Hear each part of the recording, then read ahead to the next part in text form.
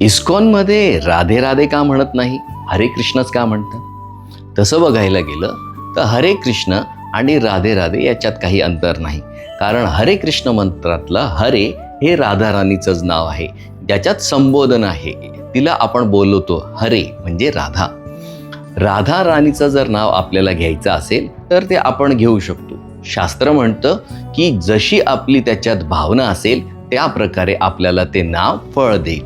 पण हे नाव घेण्यासाठी ते गुरुच्या मुखातनं येणं अपेक्षित असतं. जसं शास्त्रात एक उदाहरण दिलं गेलंय की कावळा जोपर्यंत वडाचं बीज खात नाही तोपर्यंत ते बीज कुठेही फलित होत नाही.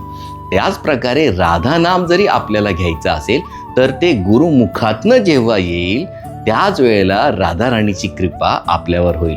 म्हणून राधे राधे हे म्हणणं जर आपल्याला अपेक्षित असेल तर ते नाव आपल्याला गुरुमुखातनं येणं अपेक्षित आहे.